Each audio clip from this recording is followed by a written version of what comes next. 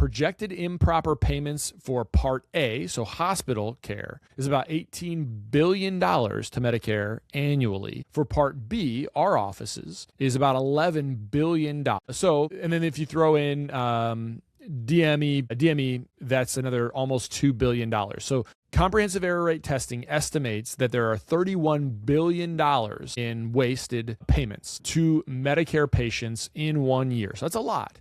Now, what I think is, and I already told you this before, is that look at who is the bigger problem, right? It is hospitals cost the system more in error, which is interesting, right? 58% of all those payments come from hospitals, but still 35% comes from Part B. So that informs us that yes, it's a problem. Hello and welcome to the Chris Wolfe Podcast on iCode Media. Today, I want to talk about audits. Now, are you afraid of audits? You should be, but probably not for the reasons that you are. This is one of my most requested topics to discuss. And I love to discuss this stuff because I think it actually allows us, once we understand where or why we are likely to be audited, it can inform us about what to do to protect against that audit. And so, and the real reason that I like it is because it allows me to, once I can protect myself against the audit, then I get to just take care of the patient. So, you know me, if you've heard me talk enough about this, my whole goal, my one of my main purposes, really my mission when I do the stuff I do within Practice Performance Partners is to help remove barriers so that doctors can take care of the patients the way they believe that the patient ought to be taken care of. So that's what this is all about. And one of the biggest barriers that most of us have is this kind of underlying fear that we're going to be audited. But most of us don't really know if we are audited where we will fail. And so this fear, the reality is that we're from a billing and coding standpoint. Now, I'm not talking about OSHA, HIPAA, fraud and abuse, any of that kind of stuff. Fraud and abuse is related because it's billing and coding, but what I'm going to talk about is in a medical record, where are we likely to fail audits? So as always, be sure to subscribe to the podcast, write a review, share with your friends, and support those who support us. The most common questions I get include, what ophthalmological codes or evaluation and management codes should I use? What ICD-10 codes do I need to bill with this CPT code? What CPT codes can be billed together and what can't? And my favorite, how do I manage a patient who has diabetes who comes in for a quote-unquote routine eye exam? These questions really highlight the confusion and uncertainty that serves as a daunting hurdle for providers, makes it more challenging for them to care for their patients and provide those patients with the best opportunity for a lifetime of ocular health and clear vision. That's why we built iCode Education for this specific purpose. Our mission is to provide optometrists with resources to help you understand disease states, revenue cycles, and billing and coding so that you can put that on autopilot and truly care for your patients. Check out iCodeEducation.com. That's EYECODE education.com. We've developed a premier billing and coding bundle that includes all of our billing and coding resources in one place. We also have a 10% discount code just for listeners of this podcast. Enter the coupon code EYECODEMEDIA22 at checkout. We'd love to work with you. Check out iCodeEducation.com. Floaters are one of the most common complaints that we get from our patients, and one of the hardest to help with. Vitreous health has become an important part of our discussion because it targets oxidative stress in the vitreous using a clinically supported blend of antioxidants. Patients want to feel like they're doing something, and this gives them a proactive step while we monitor them. The frequently asked questions we get most is, will it make my floaters disappear? And I tell them, it's not about removing them completely. It's improving clarity and making them less impactful on your life. And it won't make them go away overnight, but it does have an impact over time. So if you're not using this for your patients, check it out. I think they'll love it. Okay, so the reason for this is it's a very common question that I get from a lot of the listeners, and a lot of our Practice Performance Partners members will ask me about audits. We do audits within Practice Performance Partners. I used to do them all the time. I no longer do them. We have other experts that do it. And what is really great is it can inform us about where people will make mistakes. When we look as auditors, where we look at charts, we're informed by lots of different things. So documentation guidelines informs what we should be looking for. What payers will say in terms of denials, we look for those types of reasons as well.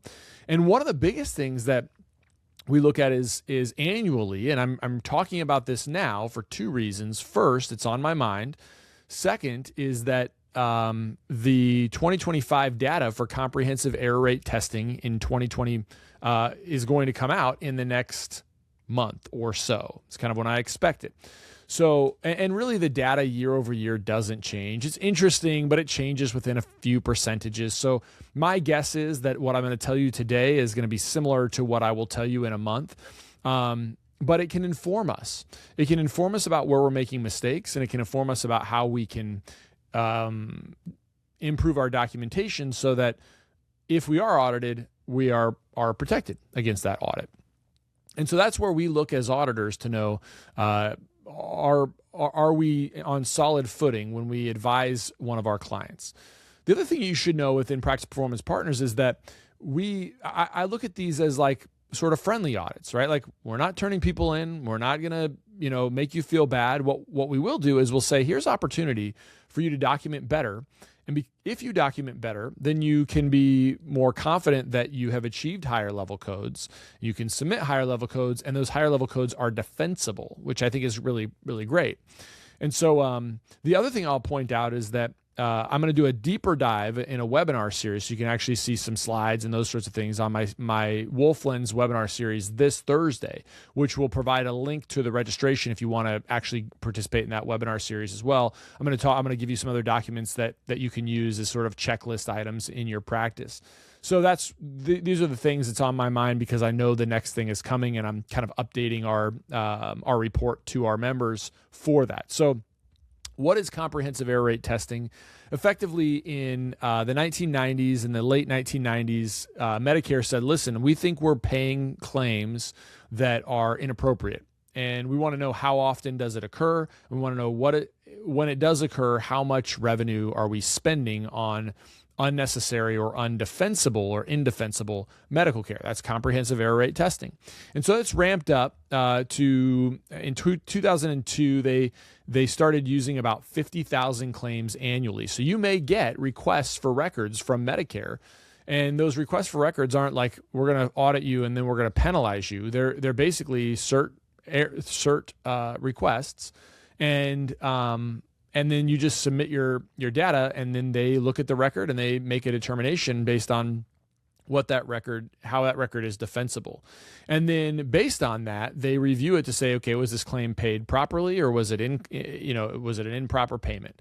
And then from there, they determine, was that improper payment because of what reason? And I think this is where it's really helpful, is they break this out into really four areas, and they have an other, right? So this is a catch-all term for other, which they don't really describe too much about that. It's just something that is not in the main area of documentation. So what I want to do is I'll tell you that the first area is what's called insufficient documentation. So that's things like missing orders, inappropriate orders. There's no medical necessity in the chart. So there's nothing that establishes like why the patient was there, right? So that's insufficient documentation. Medical necessity obviously is more specific, but that documentation doesn't support. So insufficient documentation is more about like, okay, there was some medical necessity, but it wasn't like clear or clear enough, as opposed to like no medical necessity, like just that there wasn't a medical necessity established in the chart. So reason for visit or reason for test. And then incorrect coding. So incorrect coding is another source of where things will fail. Now that's in total. Okay, so that's across both hospital care and office-based care. And when you look at that, so it's in total. Okay, so they look at those three areas. I said a fourth area. The other one is no documentation at all, right? Like you actually build something where there was no documentation for that service. Now that doesn't mean it was fraudulent. Actually, it could just mean that you didn't put anything in the chart. You saw the patient, but you didn't put anything in the chart.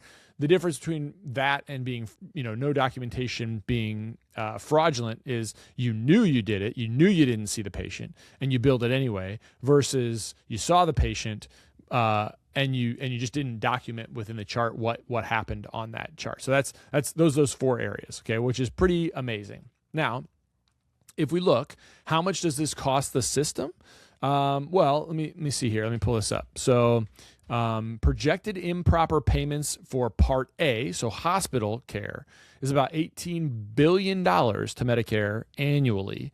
For Part B, our offices, is about $11 billion. So, and then if you throw in DME, that's another almost $2 billion. So comprehensive error rate testing estimates that there are $31 billion in wasted payments to Medicare patients in 1 year. So that's a lot. Now, what I think is, and I already told you this before, is that look at who is the bigger problem, right? It is hospitals cost the system more in error, which is interesting, right? 58% of all those payments come from hospitals, but still 35% comes from Part B. So that is informs us that yes, it's a problem. Now, if we look at Part B, it's very interesting because what you'll find is that insufficient documentation is probably the biggest issue, right? Insufficient documentation in total on Part B. But when we look specifically for office visits, okay, so if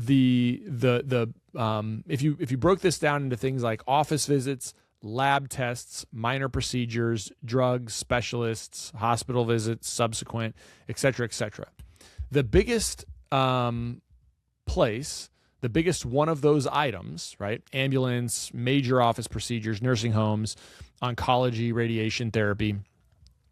The percent of overall improper payments is established office visits. And so when we total that up, that's about 3%, 3.5% of all improper payments. But what's really interesting there is that that's where we actually make worse problems that we can easily fix. So 9.3% of those have no documentation. 17% have insufficient documentation. And incorrect coding is 70% of those office visits. Okay, so that sort of makes sense because the rules are relatively vague. In my experience, most physicians, optometrists included in that, don't really know the coding regulations, the coding rules. And what's also interesting is if you look at like lab tests, so right underneath insufficient documentation, so lab tests, so things like osmolarity, MMP9s, 94% of failed cert errors occur with an insufficient documentation. So they weren't really, there wasn't documentation that established medical necessity very well. So again, that's interesting. Like, there's usually office visits, 17% of the time there's not medical necessity established, or it's insufficient. But we err on coding because the coding is a little bit more complicated. Whereas like lab tests, like orders for tests or other things, we didn't establish the medical necessity for that order well. And so that's where it fails. So anyway, I think that's a learning. It can be really helpful to know how to proceed. So I think the bottom line is, what can we do from that, right? And again, I'm not going to dive, this is a brief discussion of what we can do. You can dive much deeper into this. But the first thing as far as to do, right, if we know that coding is the first problem, okay, well, let's understand the documentation guidelines. Let's just take some time to review those and dive deep into them once, and then review them every year. So within Practice Performance Partners, we help on a number of levels, through webinars, through online training, through emails. We're happy to answer our clients' emails based on specific cases. We have programs to help you. Things like AutoCoder and CodeSafe Plus are there to support that. But, to do, okay? So know your documentation guidelines. Second thing is, as far as insufficient documentation and establishing medical necessity, ensure that your charts have a chief complaint that's clear. And if there's multiple chief complaints, establish multiple chief complaints. If there's multiple problems that the patient's concerned about, establish those within there. Third thing, finish your charts. Sign your charts. At the end of the day, my recommendation is just do it before you go home.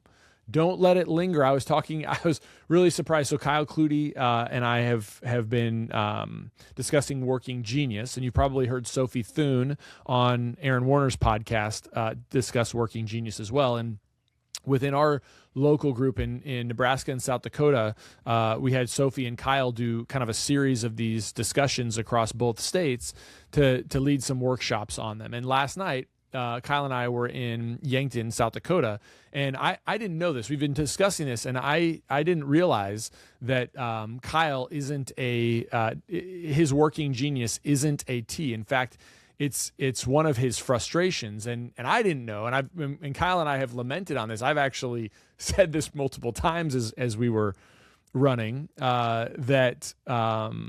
When people will reach out, one of the biggest things that we'll see is that a lot of doctors will have problems finishing their charts at the end of the day, and they'll pile up. And so Kyle said to our group that is like one of the things that he struggles with all the time. He does it. He puts a system in place so that he does it, but he hates finishing charts, which I didn't know. After all these years he has never admitted that to me, but he finally did. So finish your charts and sign them. That prevents things from getting lost. And then when you get an audit, you know that you'll miss that area. Presbyopic patients want clarity at every distance without unnecessary complexity. The MyDay multifocal has delivered that for us because the binocular progressive system provides consistent distance, intermediate, and near vision. It's been a dependable multifocal option in my practice, especially for patients who want the convenience of a daily disposable lens, along with great vision. The wide parameter range lets us fit almost anyone without multiple refits. Check it out in your practice today. If you're ready to stop feeling overwhelmed and start running a safer, more profitable practice, here's the next step. First, book a strategy call with us, Practice Performance Partners. We'll uncover the biggest risks and opportunities in your practice. Then, choose the package that fits your goals. From there, we'll get you launched with confidence, with clear systems, with expert support, and with peace of mind, knowing your practice is protected and set up to grow. Don't wait until something goes wrong. Book your strategy call with us, Practice Performance Partners, today. And then the last two is order your tests. Okay, so the next thing that we said is, remember, the first thing was office visits, as far as errors will occur from CERT. The second one on the list was medical testing. Okay, and 97% of the time, medical testing had insufficient documentation and insufficient establishment of what did you do. So order the test appropriately, establish medical necessity, and then interpret the test. Okay, make a good interpretation. What does a good interpretation look like? Well, a good order is specific. So firstly, I would say that a good order is specific. Something like order 24-2 to evaluate for glaucomatous progression and monitor for treatment effect, right? That's a great order. And you might even say, based on suspicious optic nerve structure, order 24-2 to evaluate and monitor, blah, blah, blah, blah, blah. Right? That's a good order. And then when we think about interpretation, you want to think about, okay, test date, test reliability. What did you find? How does it compare to other things? What was your diagnosis, or what was this consistent with? And does this have some impact on your treatment? So what does that sound like? It might sound like, 24-2 performed, shows inferior nasal step within 5 degrees of fixation in the right eye, no defects in the left eye, good reliability in each eye, appears stable based on comparison to previous tests, continue latanoprost, OU, QHS, monitor in 4 months, along with IOP, gonioscopy, and DFE, and dilated optic nerve evaluation, something like that. Right? That would be a very clear interpretation. There's not an auditor that's going to look at that and be like, you didn't know what you were doing. This test wasn't helpful to you. Clearly it was. And so in any case, we're going to go a lot deeper into all of these areas on the Wolfe lens on Thursday on that webinar. But I just wanted to give you kind of a highlight of what we see within comprehensive error rate testing and how that can inform us about how do we protect against, how do we establish practices in our charts so that we can take care of the patient and protect against an audit. And if an audit does happen, we're happy to show those charts because we've done all the right things and we've documented things. Not just a lot of documentation, but we've documented things appropriately. So I hope this was helpful. If you have any questions, please feel free to reach out to me. I'd love to work with you. See you on the next one.